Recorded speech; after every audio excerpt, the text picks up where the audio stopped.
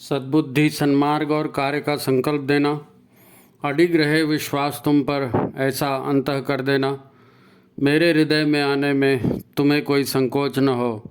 हे गुरुदेव, मुझे नज़रों से दूर कभी न होने देना। हे गुरुदेव, मुझे नज़रों से दूर कभी न होने देना। नमस्कार, गायत्री चिंतन धारा के इस विशेष अंक में आपका स्वागत है। मित्रों, आज हम एक गीत पर चर्चा करने वाले हैं। थंबनेल में आपने देखा, विधाता तू हमारा है, तू ही विज्ञान दाता है, बिना तेरी दया कोई नहीं आनंद पाता है। जो लोग भी विश्वामित्र ऋषि की तपस्थली शांतिकुंज गए हैं और वहाँ उन्होंने रात बिताई है, कोई सत्र किया है, वे इस गीत को भूल नहीं सकते। विधाता तू हमारा है, तू ही विज्ञान दाता है, बिना तेरी दया कोई नहीं आनंद पाता है। माता जी के स्वर में जब ये शब्द गूंजते हैं वातावरण में, तो एक अलौकिक प्रभाव हृदय पर पड़ता है। कोई इस गीत को भूल नहीं सकता, क्योंकि इसकी भाव ऊर्जा बहुत सशक्त है। जब कोई पहली बार शांतिकुंज जाता है तो दिन भर की व्यस्तता होती है, रात्रि जब दिनचर्या समाप्त होने को होती है, आदमी अपने दिन भर के अनुभव या अपने दिन भर के मनोभाव अपने साथियों से बांटना चाहता है। तो पूरे आश्रम के परिसर में माता जी की ये आवाज़ गूंज उठती है, ये गीत उनकी आवाज़ में बजने लगता है। गीत भी अच्छा लगता है, मित्रों से बात करने का भी मन करता है। फिर आदेश आता है, बातचीत बंद करो, सो जाओ क्योंकि वहाँ एक अनुशासन में जीवन चलता है ना, तो रात्रि को आपको ज़्यादा जागने तो देंगे नहीं, तो सब सो जाओ कहते हैं। फिर माता जी की आवाज़ आती है, तितीक्षा की कसौटी से जिसे तू जांच लेता है, उसी विद्याधिकारी को अविद्या से छुड़ाता है। आवाज़ गूंज रही है वातावरण में, माता जी दिख नहीं रही हैं, लेकिन संवेदनाएं उनकी आती हैं। लगता है कि कण कण उनकी इस भाव ऊर्जा से ओत प्रोत हो चुका है।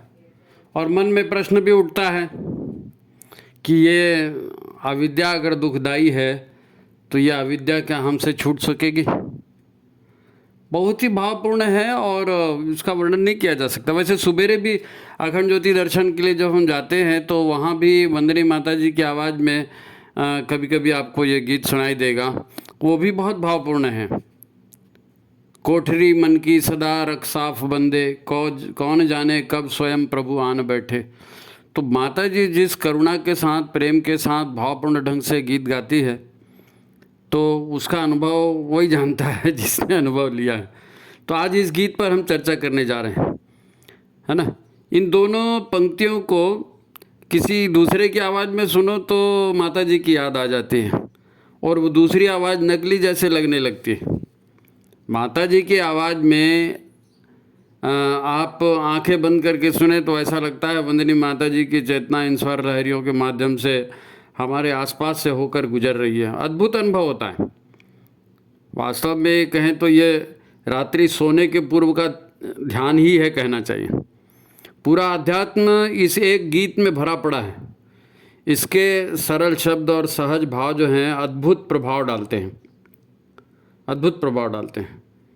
अपनी नर्मदापुरम की एक बहन है, अनीता शर्मा जी, उनको हम धन्यवाद देते हैं। उन्होंने ये सुझाव दिया था कि इस गीत पर, इसकी भाव प्रेरणा पर एक वीडियो बनना चाहिए। तो इसके पहले कि हम मूल विषय पर आएँ, इस गीत के भाव प्रेरणा को समझने की प्रयत्न करें। कुछ और बातें हैं, उनको भी हम समझ लेते हैं ताकि आगे हमको सुविधा हो, है नहीं। तो पहली बात तो ये है कि दुख परेशानियों से घिरा हुआ, भय से ग्रस्त व्यक्ति, है ना, कठिनाइयों से मुक्ति चाहता है, परंतु मुक्त नहीं हो पा रहा है। कई तरह के प्रयास करता है, ऐसा करके देख लो, वैसा करके देख लो, कहीं पर कुछ पढ़ लेता है, कहीं कोई सलाह देता है, लेकिन वो दुखों से मुक्त नहीं हो पाता। तो ऐसा क्यों होता है? ऐसा क्यों होता है? इसका कारण है अज्ञान। अज्ञान, हमको मालूम नहीं रहता कि क्या करना चाहिए, और हम कुछ तो भी करते रहते हैं। अब आप कंप्यूटर पे बैठे हैं, कीबोर्ड आपके सामने में है, और कौन सी की क्या काम करती है आपको नहीं मालूम, तो आप उंगली वहाँ पर कुछ भी इधर उधर पटकोगे तो काम नहीं होगा ना, काम नहीं होगा। तो कंप्यूटर के एक एक बटन का एक एक काम है, वो आपको मालूम होना चाहिए, है नहीं। तो हम इस संसार में आए हैं, मनुष्य के शरीर में आए हैं, तो ये संसार क्या है, मनुष्य क्या है, और हम मनुष्य कैसे बन गए, है ना। किसी अन्य प्राणी के शरीर में हम क्यों नहीं घुस गए, हमको मनुष्य का ही शरीर क्यों मिला, इसका कारण क्या है ना। तो ये जो विधि का विधान है, ईश्वर के नियम है, इस नियम को जानना जरूरी है, तब तो हम अपना व्यवहार ठीक रखेंगे। अब मनुष्य शरीर ईश्वरीय व्यवस्था में हमको मिला है, तो इस शरीर का करना क्या है, क्यों मिल गया ये शरीर। आपको कार मिल गई, अब कार को क्या करना है, आपको कंप्यूटर मिल गया, इसका क्या करना है। तो जब तक जीवन का उद्देश्य नहीं होगा तो निरुद्देश्य इधर उधर भटकेगा। ये भी नहीं मालूम तो आदमी सोचता है कि इस दुनिया में जो कुछ भी है ये सब हमारा ही है और ये सब हमको मिल जाना चाहिए, क्योंकि हम तो सबसे अच्छे हैं, है नहीं। जैसे भी हो हमको ये सब मिलना चाहिए, उसको तो मिल गया, उसको मिल गया, मेरे को क्यों नहीं मिला, मेरे को भी मिलना चाहिए। तो इसने मेरे को रोक दिया, उसने मेरे को टोक दिया, तो फिर वही लड़ाई भिड़ाई चालू हो जाती है ना। ये सोचकर वो जीवन जीता है कि आगे परिणाम क्या होंगे, हमको अच्छे परिणाम लाने हैं, क्या करें, इसका उसको कोई ज्ञान नहीं होता। तो ईश्वर के नियम, प्रकृति के नियम वो तोड़ते जाता है। अब ईश्वर की विधि व्यवस्था टूटेगी मतलब विज्ञान को आप तोड़ेंगे ना। पूरा संसार एक वैज्ञानिक पद्धति से बना है, अणु परमाणुओं से, भाव ऊर्जाओं से, प्राण ऊर्जाओं से, है नहीं, उनसे बना है। अब आप विपरीत व्यवहार करेंगे तो ऊर्जा तो अपना प्रभाव दिखाएगी, है नहीं। इसलिए जब मालूम नहीं रहता तो फिर हम अनजाने में जो भी काम करते तो मुसीबतें और बढ़ते जाती, है नहीं। तो यहाँ पर इन गीतों के माध्यम से ये भाव हमको समझाए गए हैं। लोग पढ़े लिखे हैं, शिक्षित हैं, है ना, तरह तरह के वैज्ञानिक उपकरणों का भी प्रयोग करते हैं अपने सुख के लिए, अपने लाभ के लिए, यानी सब कोई करते हैं। अब इस संसार में आजकल जो है स्कूली शिक्षा, जो स्कूल में पढ़ाया जाता है, उसी का इम्पोर्टेंस है ना। क्या जी तुम क्या पढ़े लिखे हो, तुमको इतना भी नहीं मालूम, लोग ऐसे बोलते हैं। तो सांसारिक जानकारियों को ही सब कुछ माना जाता है हमारे यहाँ। तो ये सांसारिक तो ये नियम बदलते रहते हैं, परिस्थितियाँ बदलते रहती हैं, शब्दों के अर्थ बदलते रहते हैं। तो ये जो नश्वर है, इसी का जो ज्ञान है, ये अविद्या कहलाता है ना। ये अविद्या कहलाता है, क्योंकि ये नहीं बताता कि तुम कौन हो, संसार में ऊर्जाएं कौन सी हैं, संसार के नियम क्या हैं, कैसे चलना चाहिए, सुख दुख कैसे मनुष्य को मिलते हैं, कैसे दुखों के चक्कर से मुक्त हुआ जाता है, आनंद का जीवन कैसे प्राप्त कर सकते हैं, ये इन स्कूल की शिक्षाओं में नहीं बताया जाता। तो आदमी को मालूम भी नहीं रहता हमारा सनातन स्वरूप क्या है, कुछ भी नहीं मालूम रहता। तो ये बातें इस गीत में सिखाई गई हैं कि ईश्वर का विधान क्या है, ईश्वर की व्यवस्था क्या है, इसलिए इस गीत का बड़ा महत्व है। और एक बात, हमारे बीच ईश्वर या सृजता के नाम पर बड़ा भ्रम है। कोई सृजता कहता है, कोई ईश्वर कहता है, कोई भगवान कहता है, कोई रचनाकार कहता है ना, कोई सृष्टिकर्ता कहलाता है। लोग तरह तरह के देवी देवताओं या संतों को भगवान और सर्वे सर्वा मान लेते हैं। अब इसमें भर पड़ती है, कुछ लोग आते हैं पेशेवर प्रवचन देने वाले, है नहीं, कुछ भजन की कंपनियां हैं, उनको अपनी कैसेट बेचनी है, उनको अपने भजन बेचने हैं। तो चाहे जैसे लोक लुभावन बातें बोल बोल करके और लोगों को बहला करके और पैसा कमाने का काम वो करते हैं, और कहते हैं कि भगवान से जो है आप शुद्ध मन से मांगो तो मिल जाएगा। अरे तो मांगने से ही सब मिलेगा तो पूरा कर्म सिद्धांत ही बेकार हो गया। फिर कर्म सिद्धांत, ऊर्जा का सिद्धांत ही बेकार हो गया। तो वो इंसान को मांगने वाला भिखारी बना देते हैं। देवी देवताओं की प्रशंसा में गीत गाओ, कुछ खास तरह का भोग लगाओ और बस बांझन को पुत्र मिल जाएगा, उसकी तकलीफ़ें दूर हो जाएंगी, उसका मकान बन जाएगा, ये लोग परलोक सब सुखी हो जाएगा। अरे भाई, ये सिर्फ मस्का लगाने, मांगने चढ़ाने का काम नहीं है, मस्का लगाने का काम नहीं है। ब्रह्मांड पूरा का पूरा एक वैज्ञानिक संरचना है, सारे ग्रह नक्षत्र एक निश्चित परिधि में घूमते हैं, इनकी निश्चित ऊर्जाएं होती हैं। आप ज्योतिष वाले के पास जाते हो नहीं दिखाने के लिए, कुंडली देख दे भाई मेरी, सूरज का क्या होगा, चंद्रमा का क्या होगा, मंगल का क्या होगा, तो सबके अपने गुण हैं, सबके अपने कर्म हैं और कर्मों के प्रभाव हैं। तो हमारे भी कर्मों के प्रभाव हैं। आप मांगते रहोगे, किससे मांगोगे और कौन क्या देगा आपको, है नहीं। तो यहाँ हर बात के पीछे क्रिया और प्रतिक्रिया और ऊर्जाओं का गणित चलता है इस संसार में, पूरा वैज्ञानिक काम। हमारा सांख्य दर्शन है, कठ उपनिषद है, न्याय दर्शन है, गीता, ये जितने भी ग्रंथ हैं ये इस विज्ञान को, इसकी विद्या को प्रकाशित करते हैं, समझाते हैं। ये जो गीत है विधाता तू हमारा है, यह गीत इतना महत्वपूर्ण है क्योंकि यह गीत हर भक्त या हर श्रद्धावान को सद्ज्ञान का बोध कराता है। सद्ज्ञान का बोध, सही ज्ञान कौन सा है इससे परिचित कराता है।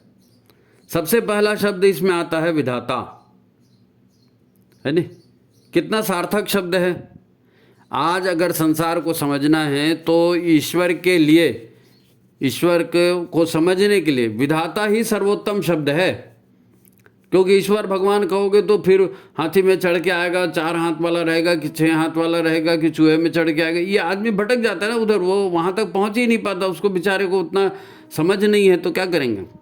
जब विधाता कहते हैं तब समझ में आता है, विधि माने कानून, तो कानून बनाने वाला, कानून चलाने वाला, मतलब लगता ही है कि हाँ कुछ वैज्ञानिक बातें हो रही हैं, है नहीं।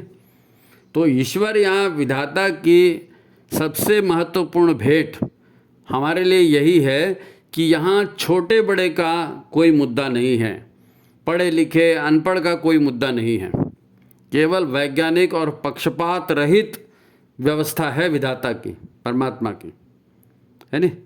तो इस प्रकार ईश्वर स्वयं विधि है, वही विधि को बनाने वाला है, और उस ईश्वर यानी विधाता ने ही सारी व्यवस्था को ऑटोनॉमस बनाया है, स्वचालित बनाया है।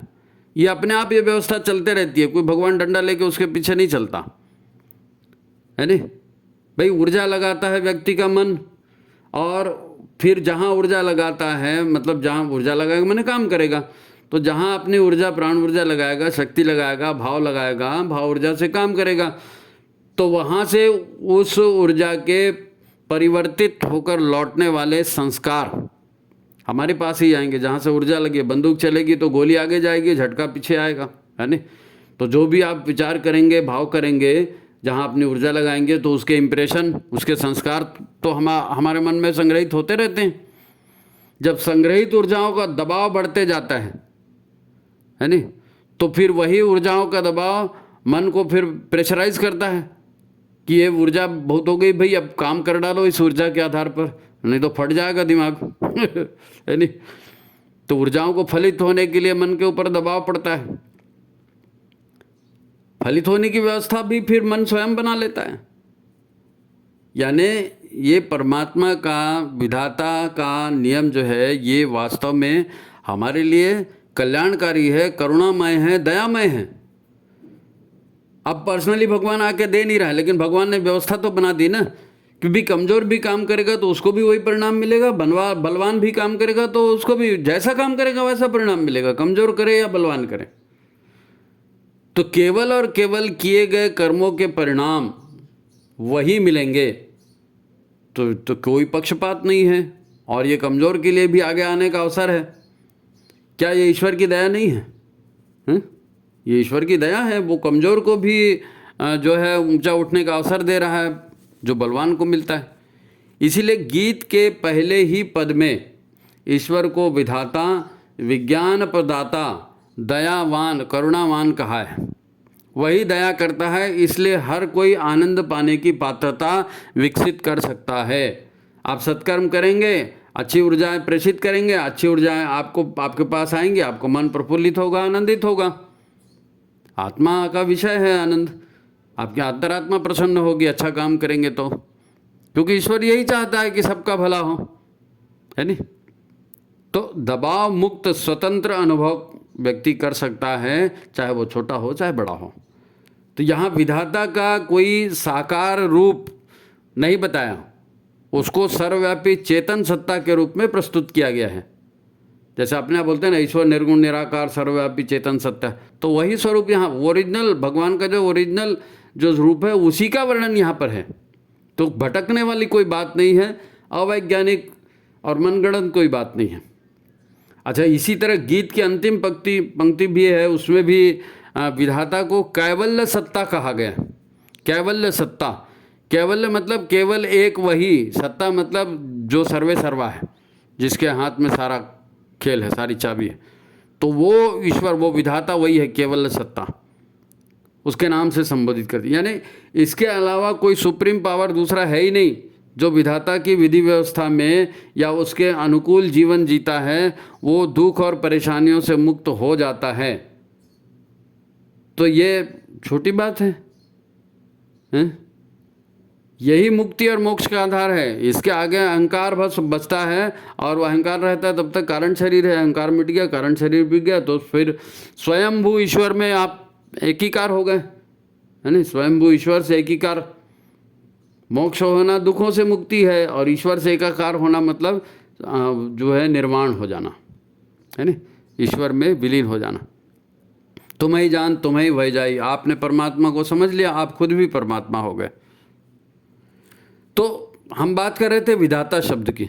विधाता शब्द जो है ना, ये विधाता की करुणा को दर्शाता है ना। इसके पश्चात कहा गया है कि तितिक्षा की कसौटी से जिसे तू जांच लेता है। तो इसे ऐसा समझे कि जितना भी भय है, दुख है, मुसीबतें हैं या परेशानियां हैं, वो इसीलिए हैं कि हमें ज्ञान नहीं है, हमको सिस्टम नहीं मालूम। अब सिस्टम नहीं मालूम, उटपटांग करते हैं, इसलिए परेशानियां बढ़ती हैं। तो यहाँ पर तितिक्षा, तितिक्षा क्या होता है? ज्ञान प्राप्त करने की तीव्र इच्छा, है नहीं। हम अविद्या के जानकार हैं, संसार की सारी जानकारी हमको है, लेकिन हमारे अपने बारे में, ईश्वर के बारे में कुछ नहीं मालूम, है नहीं। तो विद्या को हम नहीं जानते। विद्या ही तो ईश्वर या विधाता की विधि व्यवस्था और कार्य प्रणाली का ज्ञान है। ईश्वर सनातन है, उसके विधान, उसके नियम सनातन है, और उसी आधार पर ये चल रही है और आगे भी उसी आधार पर चलती रहेगी, है ना। ये सनातन ज्ञान है। तो इस प्रणाली का ज्ञान, अब संसार में लोगों को विद्या का शाश्वत ज्ञान क्यों नहीं हो पाता? शाश्वत ज्ञान क्यों नहीं हो पाता? इसलिए नहीं हो पाता कि वो उधर ध्यान नहीं देते। जिसके ऊपर ध्यान दोगे, जिसको समझने की कोशिश करोगे, वही तो समझ में आएगा। हम तो सांसारिकता समझ में आती है, इतने हजार दिए हैं तो इतना मिलना चाहिए, उसने उसकी लड़की को ये दिया था, हमको उसको ये देना है, उसने हमारे साथ ये, तो इसमें ज्ञान थोड़ी मिलेगा। ये तो क्रिया और प्रतिक्रिया है। तो ज्ञान के लिए क्या है? सब कुछ पाना मेरा हक है या मेरा अधिकार है, और अमुक अमुक की वजह से मुझे नहीं मिल रहा है, ये जितनी भी बातें हैं ना, ये ज्ञान के मार्ग में रोड़ा है। जब मन इसी बात में उलझा रहेगा तो ज्ञान प्राप्ति की इच्छा ही नहीं पैदा होगी ना उसको, क्योंकि उसको मालूम है ये भी दोषी है, मैं दोषी नहीं हूँ। और जब ज्ञान मिल जाता है तब पता चलता है कि मैं दोषी हूँ, मेरे गलत कर्म थे, इसलिए मुझको ऐसा मिला। तो इसमें इससे बदला लेना, उसको ये सब, इसी से तो फंस जाते हैं ना आदमी। भावनाओं का संसार, है नहीं। इससे भाव आते हैं, फिर भावना के अनुसार आपका प्रतिक्रिया देते हैं, फिर बस उसी में उलझे रहते हैं, क्रिया प्रतिक्रिया में। जबकि बात ऐसी है ही नहीं, है ना। ऊर्जा की अविनाशिता, ऊर्जा की अविनाशिता, ये सबसे बड़ा सच है। ये विधि का विधान है। ऊर्जा कभी नष्ट नहीं होगी। यदि आप सामने वाले को जो है निगेटिव ऊर्जा दे रहे हैं, पॉजिटिव ऊर्जा दे रहे हैं, तो क्या खत्म हो गई? वो नहीं। आपको वही मिलता है जो आपने पूर्व में, है ना, किसी से व्यवहार किया है, किसी को आपने पॉजिटिव ऊर्जा दी है, कुछ दिया, तो आपको वही चीज़ रिटर्न मिलेगी ना। जो देंगे वही मिलेगा। ऊर्जा तो उतनी है, वो घटती भी नहीं, बढ़ती भी नहीं। आपने जितना दिया वही आपके पास लौट के आएगा, और क्या आएगा। ये भगवान का न्याय है कि जो आप दिया वो आपको मिलेगा। अच्छा देंगे अच्छा मिलेगा, बुरा देंगे बुरा मिलेगा। तो आपके व्यवहार से सामने वाले को जो पॉजिटिव या निगेटिव अनुभव हो रहा है, वही ऊर्जाएं परिवर्तित होकर आपको वापस आ रही हैं, वही निगेटिव या पॉजिटिव अनुभव हमको दे रही हैं। हिसाब बराबर। इसे ही कहते हैं जो बोया वो काटा, है नहीं। जब व्यक्ति क्रिया की प्रतिक्रिया नहीं देता, क्रिया की प्रतिक्रिया नहीं देता, अपने और दूसरे लोगों के अनुभव को समझने का प्रयत्न करता है शांत होकर। अब आप बताइए, जब आपको घाटा हो रहा है, जब आपको चिढ़ाया जा रहा है, जब आपको परेशान कर रहे हैं, तो आप शांत रहोगे क्या? मन कहेगा नहीं, बदला लो। मगर आपको ईश्वर पर व्यवस्था है, आप ईश्वर की व्यवस्था को मान रहे हैं, तो आप शांत होकर के सोचते हैं। मन तो ऐसे रहने नहीं देता, कहता आप कुछ न कुछ करो, है ना। आप ज्ञान पाने या विधाता की विधि व्यवस्था को जानने का जितना, है ना, जितनी प्यास आपके अंदर होगी, जितनी उत्कंठा आपके भीतर होगी, आप अपने भीतर ईश्वरीय ज्ञान प्राप्त करने के लिए, ये ऐसा क्यों हुआ, मैं ऐसा क्यों, जब आप जानेंगे तो यही ज्ञान पाने की जो तीव्र इच्छा होती है ना, इसी को तितिक्षा कहते हैं। तितिक्षा की कसौटी से जिसे तू जांच लेता है, मतलब किसके अंदर ज्ञान पाने की कितनी इच्छा है, उसको जब भगवान जान लेता है तब उसको ज्ञान का अधिकारी बनाता है। क्योंकि जानने के लिए मन चाहिए, मन ही तो रिसीव करेगा, मन ही देगा। तो मन जब तितिक्षा में रहेगा, ज्ञान प्राप्ति की तीव्र इच्छा में रहेगा, तो मन के आदेश पर वो भगवान उसको ज्ञान देंगे, है ना। जैसा सोचता है वैसे करता है, वैसे हो जाता है, बोलते नहीं। तो जब आप तितिक्षा जागृत करेंगे तो ज्ञान भी मिलेगा। जैसे पानी के लिए प्यास होती है ना, पानी के लिए प्यास आदमी अकुलाता है, वैसे ही ज्ञान के लिए अकुलाना ज्ञान पाने की तितिक्षा कहलाता है। एक उदाहरण आपको मालूम है, यही तितिक्षा जो है सिद्धार्थ के मन में उपजी थी। वो कारण जानना चाहते थे कि गरीबी क्यों होती है, वृद्धावस्था क्यों होती है, बीमारी क्यों आती है, मृत्यु क्यों होती है, और इन घटनाओं ने उनको उद्वेलित कर दिया। उन्होंने ज्ञान पाने के लिए हर तरह का तप किया, इसके पास गए, उसके पास गए, उसको पूछा, फिर ध्यान साधना की, व्रत किए, उपास किए, और जब तप की पराकाष्ठा आ गई, सब कुछ हो गया, तब क्या हुआ, हे भगवान मैं सब कर डाला, अब तू ही बता क्या है। तो जब ईश्वर को सरेंडर हो गया, अपना मन आपने ईश्वर के चरणों में लगा दिया कि मैं नहीं, तू ही है, तू ही बता क्या है। तो गीत की पंक्ति यही कहती है कि तितिक्षा की कसौटी से जिसे तू जांच लेता है, उसी विद्याधिकारी को अविद्या से छुड़ाता है। विद्या अधिकारी मतलब जो विद्या पाने का हक रखता है, अधिकार रखता है। तो विद्या पाने का हक वही रखता है जिसने ज्ञान पाने के लिए तपश्चर्या की है, अपने आप को समर्पित किया, अपना मन लगाया ज्ञान पाने के लिए, तो फिर ईश्वर उसको ज्ञान देता है, उसके अविद्या से छुड़ाता है। तो भगवान बुद्ध भी अविद्या से छूटे और वो बुद्ध बन गए, ज्ञानी बन गए। तो उन्होंने फिर प्रेम का, करुणा का, दया का, सादगीपूर्ण सत्यनिष्ठ जीवन जीने का संदेश समाज को दिया कि भाई यदि दुखों से, तनाव से, रोगों से बचना चाहते हो तो आडंबर रहित जीवन जियो, प्रेम, करुणा, दया और सेवा का जीवन जियो। ये सकारात्मक ऊर्जाएं हैं, इसे ही पुण्य कर्म कहा जाता है। तो आपको जब ये आप सकारात्मक ऊर्जाएं किसी को देंगे, किसी की सहायता करेंगे इनके माध्यम से, और उसको उसका लाभ होगा, तो वहाँ से आपको जो रिटर्न आएगा वो भी सकारात्मक ऊर्जा के रूप में, पुण्य ऊर्जाओं के रूप में ही रिटर्न आएगा। अब रोग शोक क्यों होते हैं? रोग शोक इसीलिए होते हैं कि आप नेगेटिव ऊर्जा दे रहे हैं लोगों को और पाप कर्म कर रहे हैं, वो भी दुखी हो रहा है, आप भी षड्यंत्र कर रहे हो, और वही फिर नेगेटिव ऊर्जाएं आपको मिल रही हैं, तो फिर आपको दुख हो रहा है, आपको रोग हो रहा है, आपको तकलीफ हो रही है। इसीलिए गीत कहता है, सताता जो न औरों को, न धोखा आप खाता है। अब ये व्यवहारिक बात है कि दूसरे को नहीं सताना, लेकिन क्यों नहीं सताना? क्योंकि इसके पीछे विज्ञान है।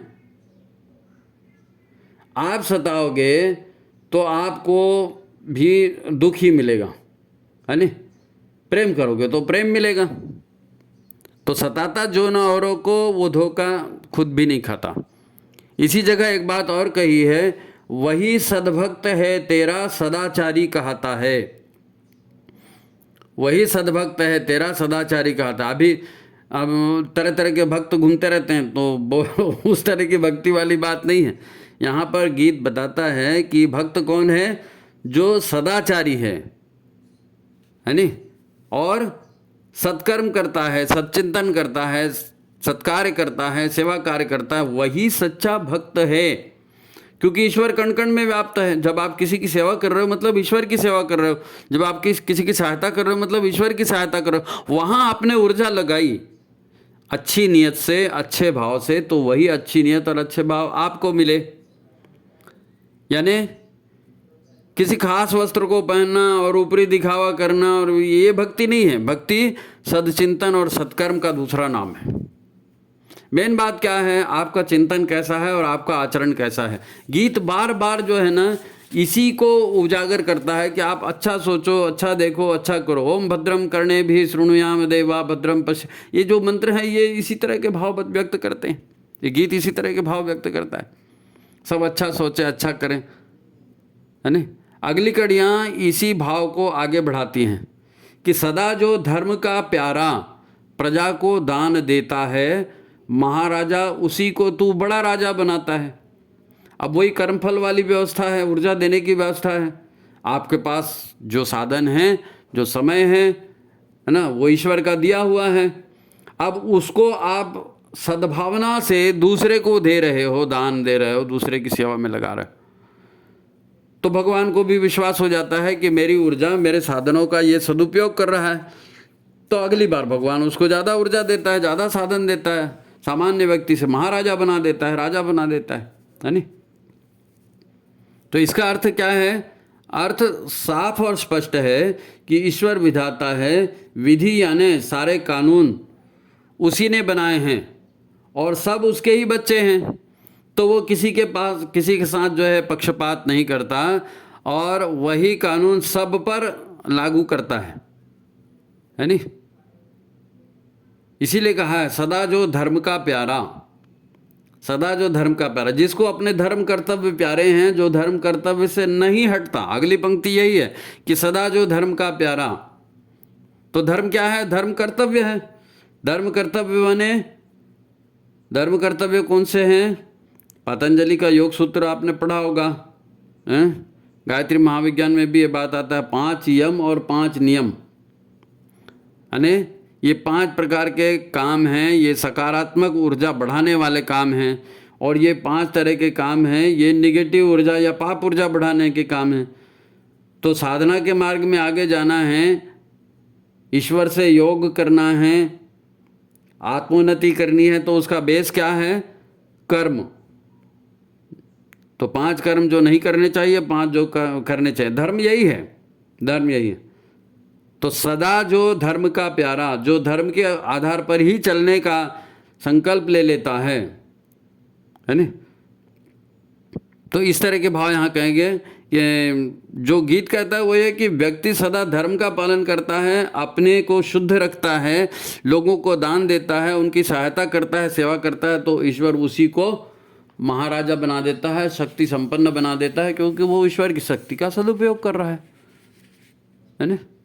यानी जो लोक सेवा में, दान में जितनी ऊर्जा लगाता है, वही ऊर्जा उसकी क्षमता को उसी प्रमाण में बढ़ाती है, उसका सामर्थ्य बढ़ते जाता है। और इसका उल्टा जो करता है, जो कुकर्मों की धारा बहाता है, अगली लाइन यही है, जो कुकर्मों की धारा बनाता है, कुकर्मों की श्रृंखला चलाता है और धर्म को नहीं मानता, पाप ऊर्जा का संग्रह करने वाला है, वो पापी बन जाता है। फिर वो निगेटिव ऊर्जाओं का भंडार बन जाता है, पाप का भंडार बन जाता है। तो उससे फिर सारे अधिकार छिन जाते हैं, उसकी उन्नति कभी नहीं हो सकती। भगवान ऐसे आदमी को कभी ऊंचा नहीं उठाते जो पाप कर्म करता है। अब ये सारा भाव जो गीत में है, और रात्रि शयन के समय साधकों को माता जी की आवाज़ में सुनाया जाता है, ये भी गुरु का संदेश है, गुरु का ही मार्गदर्शन है कि बेटा ये ईश्वर की व्यवस्था है। ऐसा ईश्वर की व्यवस्था में बिना पक्षपात के होते आता है, तो तुम अपने जीवन व्यवहार को इस प्रकार सुधार लो। यही शाश्वत सनातन स्वयंभू, स्वयंभू माने स्वयं से उत्पन्न, स्वयंभू शिव को कहते हैं, कल्याण को, जो सबका भला करने वाली शक्ति है, शिव शक्ति है ना। शिव माने कल्याणकारी व्यवस्था। तो आखिरी कड़ी इस गीत की, अब जो आखिरी कड़ी है ये और भी ज़्यादा महत्वपूर्ण है। आखिरी कड़ी क्या कहती है ना, ये विशेष बात कहती है कि स्वयंभू शंकरानंदी तुझे जो जान लेता है, वही कैवल्य सत्ता की महत्ता में समाता है। कैवल्य सत्ता की महत्ता आपको पहले बताया, कैवल्य सत्ता विधाता ही है और कुछ तो है नहीं, तो केवल वही है। मतलब यह कि जो व्यक्ति यम नियमों पर चलता है, ईश्वर की विधि व्यवस्था को सर्वोपरि मानता है, मेरी मर्जी नहीं ईश्वर की मर्जी है ना, और उसकी ईश्वर की मर्जी पर चलता है, अपना कुछ भी नहीं, जो है सब ईश्वर का है, ईश्वर ही है, तो फिर उसके साथ चमत्कार घटित होता है। वो निजी स्वार्थ को न देख करके ईश्वर के काम, ईश्वर की विधि व्यवस्था को ही सर्वोपरि मानता है। दुख मिले तो कोई गम नहीं है ना, सुख मिले तो कोई अहंकार नहीं, जो ईश्वर ने दिया, जैसा जाहे विधि राखा है राम ताहि विधि रहिए, है ना। तो वो फिर स्वयंभू शिव का ही सेवक बनकर रह जाता है, अपना कुछ नहीं चलाता, परमात्मा का ही चलाता है। सेवक क्या करता है? मालिक का हुक्म मानता है ना, मालिक का हुक्म मानता है। कलेक्टर क्या है? कलेक्टर सरकार का प्रतिनिधि है ना, तो कलेक्टर को ही सरकार कह देते हैं। तो जो व्यक्ति सरकार के नियमों का पालन करता है और उसी हिसाब से चलता है, तो वो खुद भी सरकार हो जाता है। कलेक्टर क्या है? गवर्नमेंट ही है। कलेक्टर का ठप्पा लग गया मतलब सरकार का ठप्पा लग गया। तो वो सेवक भी जो है वो भी ईश्वर के तुल्य हो जाता है, कैवल्य सत्ता में समा जाता है ना। सेवक रह गया, जैसे नंदी होता है ना, नंदी शिव जी का सेवक है, तो नंदी अपना कुछ थोड़ी चलाता है, जो भगवान का है वही करता है ना।